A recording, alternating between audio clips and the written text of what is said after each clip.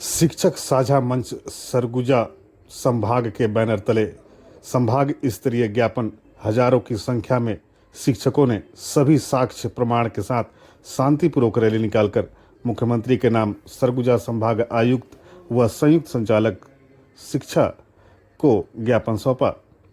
इसके बाद शिक्षक साझा मंच ने प्रेस वार्ता का आयोजन किया।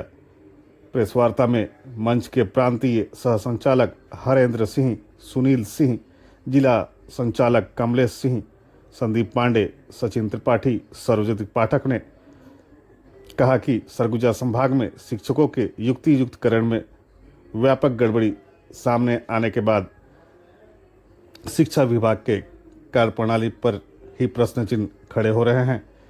युक्ति युक्तकरण के तहत विभाग में सही तरीके से परीक्षण किए बिना ही अतिशेष शिक्षकों की सूची जारी कर तथा जिला स्तर व संभाग स्तर पर काउंसलिंग कर शिक्षकों का ऐसे पदस्थापना आदेश जारी कर दिया गया जहां ना तो रिक्त पद है ना ही उस नाम के शिक्षक पदस्थ हैं।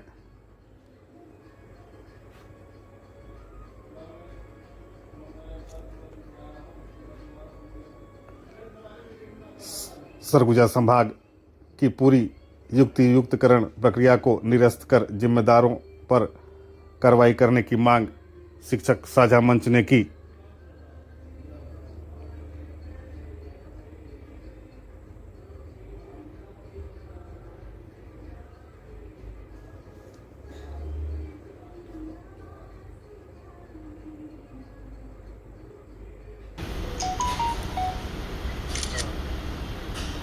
काउंसलिंग से पहले सूची एकीकृत सूची जारी नहीं की गई, बल्कि टुकड़ों टुकड़ों में सूची जारी की गई और बीच काउंसलिंग के दौर में भी अधिशेष निरूपित कर लोगों को फोन से आमंत्रित किया गया।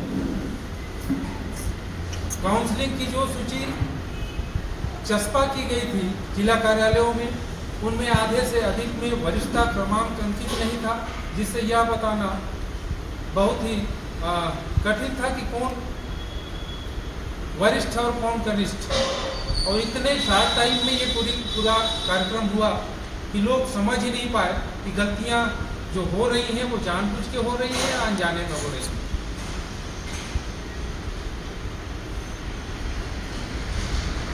काउंसलिंग के बीच में और काउंसलिंग के अंत में भी बहुत सारे पद शामिल किए गए जो बेहद आपत्तिजनक थे।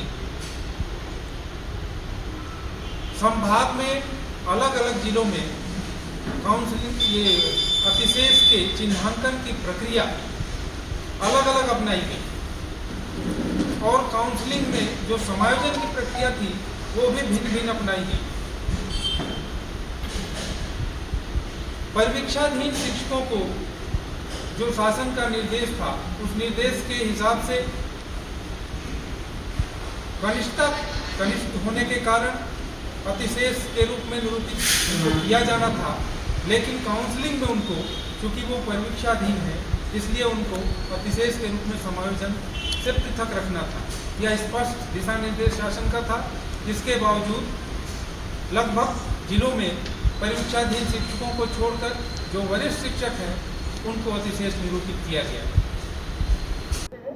हम उनके कर्मचारियों को दोष देते हैं। इसी तरह से शिक्षा विभाग में विसंगतिपूर्ण युक्तिकरण का वायरस डाल दिए हैं, जिससे पूरा हमारा स्कूल का सॉफ्टवेयर और हार्डवेयर खराब हो जाएगा।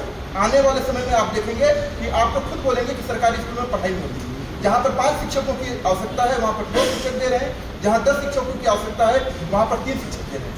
इस तरह से सरकार विसंगतिपूर्ण युक्तिकरण करके पूरे प्रदेश में शिक्षा व्यवस्था को चौपट करने का कदम उठाया है। हम सरगुजा सहित पूरे प्रदेश से इस विसंगतिपूर्ण युक्तिकरण को निरस्त करने की मांग करते हैं आज इस आपके प्रेस कॉन्फ्रेंस के माध्यम से। साथ ही सरगुजा संभाग के सरगुजा जिले में तमाम तरह के आदेश निकाले हैं लोग। आप लोग देख रहे होंगे, एक प्रीति त्रिपाठी मैडम है जिसका आदेश सबसे पहले जिला शिक्षा अधिकारी से निकाल रहे हैं, उसके बाद जेडी से निकाल रहे हैं। अब एक ही व्याख्याता का 2 लोग पोस्टिंग कर रहे हैं। क्या सेटिंग है ये? पैसा कलेक्शन करके सेटिंग कर रहे हैं क्या? आप देख रहे हैं उदयपुर विकास खंड का एक शिक्षक है रामचंद्र सिदार, ये जिस संस्था में पोस्टिंग ही नहीं है उसको उस संस्था में पोस्टिंग दिखा करके दूसरे जगह उसकी पोस्टिंग की गई, युक्तिकरण किया गया। इसी तरह आपके शहर अंबिकापुर में एक रामदास प्रधान करके शिक्षक हैं, दिखाया गया कि शासकीय माध्यमिक शाला घासीवाड़ में पोस्टेड है, जबकि इस विद्यालय में इस नाम के कोई भी शिक्षक नहीं है और इनका यहाँ युक्तिकरण करके बगीचा भेजा गया। साथियों, ये सुनियोजित त्रुटि है। ये लोग जगह बचाने का प्रयास किए हैं। अभी जब ये पूरी प्रक्रिया निपट जाएगी, इसके बाद लेन देन करके आप लोग सरगुजा के इजाज़त से वाकिफ हैं कि किस तरह से लेन देन करके आदेशों का संशोधन किया जाता है। ये उसी प्रक्रिया को करने के लिए सरगुजा के कई स्कूलों का रिक्त पद नहीं दिखाया गया। आज हमारे पास ऐसी कल राज्य स्तर में काउंसलिंग था जहां हमारी सरगुजा की बहनें गई थी। उन्होंने बताया कि सर, सरगुजा में जितनी विसंगति हुई है पूरे प्रदेश में कहीं नहीं हुई है।